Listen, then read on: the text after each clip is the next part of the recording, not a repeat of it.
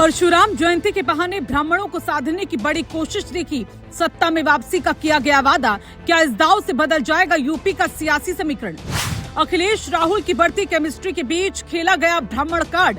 Seat sharing से लेकर उम्मीदवार तक का नया फॉर्मूला तैयार। क्या बीजेपी के गढ़ में लगेगी सेंध? ब्राह्मण वोट बैंक पर गड़ाई अखिलेश राहुल ने नजर। भावनात्मक मुद्दों से जोड़ने की रणनीति, सोशल और सियासी माहौल गर्म। क्या 2027 में दिखेगा बड़ा उलटफेर? परशुराम जयंती से ब्राह्मणों को साधने की नई रणनीति तैयार। अखिलेश राहुल के प्लान ने मचाया बीजेपी खेमे में घमासान। जी हां, ये सच है, क्योंकि यूपी की सियासत में इस वक्त जो सबसे बड़ा सवाल उठ रहा है वो ब्राह्मण वोट बैंक को लेकर है और इसी के इर्द गिर्द पूरा चुनावी माहौल बनता दिख रहा है। अखिलेश और राहुल की जोड़ी अब एक नए मिशन पर नजर आ रही है, जहां ब्राह्मण समाज को केंद्र में रखकर रणनीति तैयार की जा रही है। माहौल ऐसा बनाया जा रहा है कि ये चुनाव सिर्फ सत्ता पाने का नहीं बल्कि सम्मान और हिस्सेदारी की लड़ाई बन गया है। परशुराम जयंती से लेकर हर बयान तक एक बड़ा संदेश देने की कोशिश हो रही है। दरअसल 2024 के चुनाव में साथ आने के बाद सपा और कांग्रेस को ये समझ आ गया कि अकेले लड़ाई जीतना आसान नहीं है। अब उसी गठजोड़ को 2027 में और मजबूती से उतारने की तैयारी है। अखिलेश ने साफ संकेत दे दिया कि गठबंधन बना रहेगा और कांग्रेस उनके साथ होगी, लेकिन इस बार रणनीति का फोकस थोड़ा बदला हुआ है। पारंपरिक वोट बैंक के साथ साथ ब्राह्मण समाज को जोड़ने की कोशिश की जा रही है। राहुल गांधी के साथ उनकी केमिस्ट्री इस प्लान को और मजबूत करती है, क्योंकि कांग्रेस के पुराने ब्राह्मण कनेक्शन को भी एक्टिव करने की कोशिश हो रही है।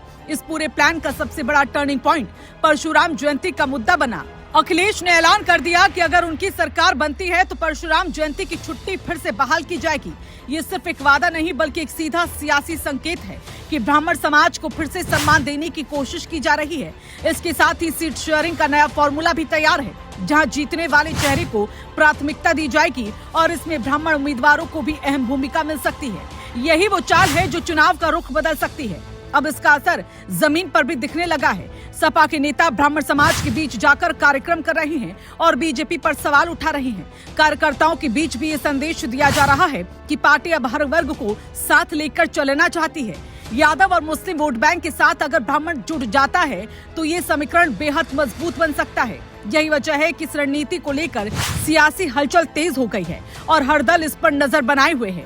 अगर पूरे सियासी गणित को देखें तो ये दाव सीधे बीजेपी के कोर वोट बैंक पर है। ब्राह्मण समाज लंबे समय से बीजेपी का मजबूत आधार रहा है, लेकिन अगर इसी आधार में सेंध लगती है तो असर बड़ा हो सकता है। सपा और कांग्रेस इसी मौके को भुनाने की कोशिश में है। परशुराम जयंती जैसे मुद्दों के जरिए भावनात्मक जुड़ाव बनाने की कोशिश हो रही है और जमीन पर माहौल तैयार किया जा रहा है। अगर ये रणनीति सफल होती है तो 2027 का चुनाव पूरी तरह बदल सकता है।